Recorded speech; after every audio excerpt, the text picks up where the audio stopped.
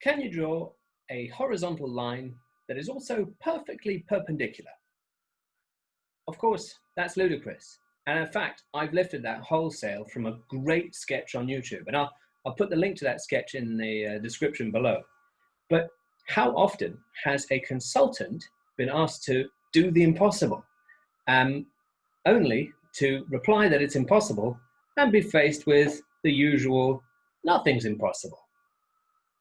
Welcome to Weekly Marketing Thoughts with CTG Intelligence, your weekly look at marketing, PR, business development for your business and your career, specific to the security industry. This week, we're just going to be looking at consultants. What happens in booms, what happens in busts on both ends of the spectrum? People use consultants. Of course, if you don't have a lot of money and you don't want the overhead of an employee, you bring in a consultant. If you want to capitalize on something that's really trending, you don't have the expertise, you bring in a consultant. And after all, aren't quite a lot of virtual CISOs consultants? Aren't quite a lot of executive protection agents consultants? Outsourcing, insourcing, it's nothing new.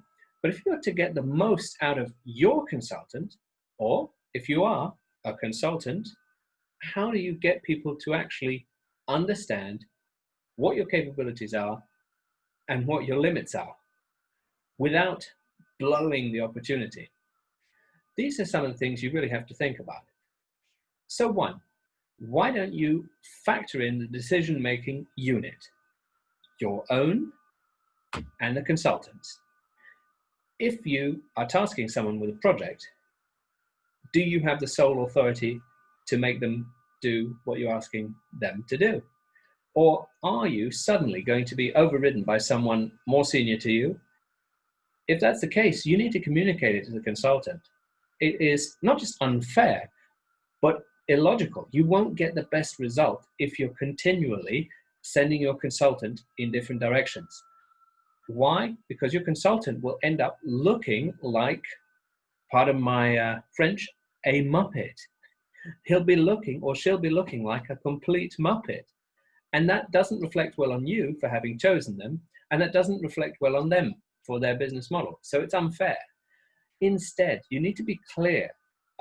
You are handling the consultant, but who's around you that can affect decisions? If your consultant has a list of questions, you can't simply ignore them. Those concerns are what you're paying for.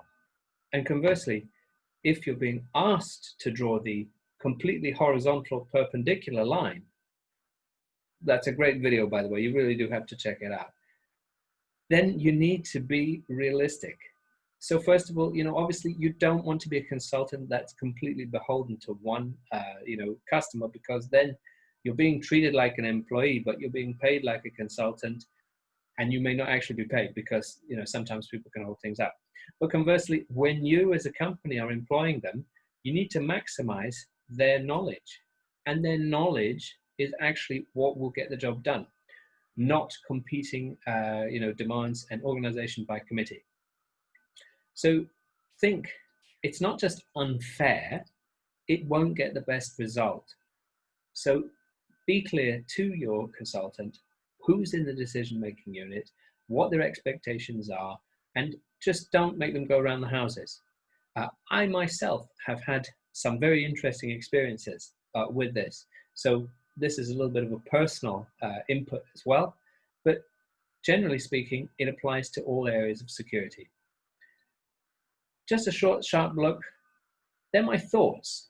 It's nothing prescriptive, but I hope you take something away next time you either hire a consultant or offer your services. See you next week, and click that thumbs up button below and hit